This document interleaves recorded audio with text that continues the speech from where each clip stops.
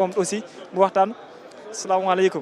waaleykum salaam wa rahmatulah. sëñ Serigne Mansour Djamil moom tam bokk ci nga xam ne jot nañ teew moom tamit ngir participer ci li nga xam ne moo di dialogue bi faral di am tey jii ñu bare bari ci Sénégalais yi ñu ngi posé wu question yéen ñi nga xam ne jot ngeen a ñëw lan lañ war a mën a xaar comme attente pour mën a trouver des réponses vis-à-vis li nga xam ne moo di organisation bi. man dama jàpp ni maa ngi nuyu ñëpp maa ngi nuyu téléspectateurs yëpp dama jàpp ni la question de la justice est une question prioritaire, est une question importante.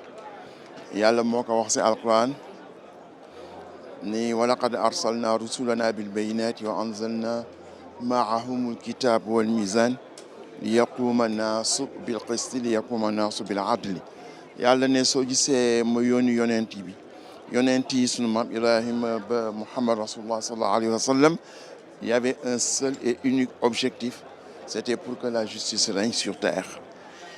looloo tax mu yónni leen ñoom ñëpp jox leen téere ñu téye téere yónniwul yonent rek dafa yónni yonent jox ko téere pour lan li yaquma naasu bil qisti pour que la justice règne sur terre. Donc c'est une priorité des priorités. Aujourd'hui, nous avons une longue expérience de la justice, l'expérience coloniale et l'expérience depuis l'indépendance. Et nous avons tous la possibilité de réfléchir sur ça.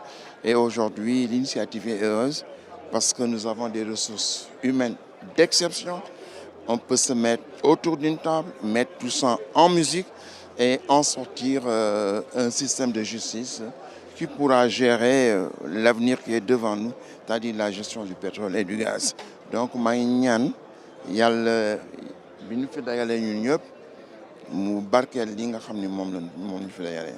On parle de la réforme de la justice, mais sous quel angle devront être les priorités pour réformer au mieux la justice? Texte en 2018, un texte qui disait que de la justice à la raison du plus fort. Et très souvent, c'était la raison du plus fort qui régnait.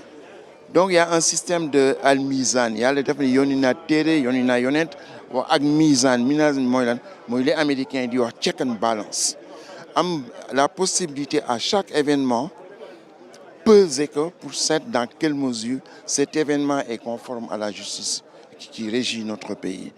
Donc je suis persuadé que ñi ma gis fii ñi ma gis ci liste bi ñi ma xam aussi seen contribution, c'est de très grands professeurs d'université qui sont là et nous avons la capacité sur la base d'une expérience avant l'indépendance et après l'indépendance mënoon toog autour d'une table, c'est de quelle justice le Sénégal de 2024 a besoin.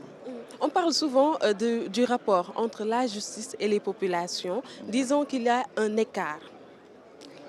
Oui, il y a un écart. Aussi, c'est l'une des réformes, faire de telle sorte que la justice soit au niveau des populations. Et ça aussi, c'est possible. Hein?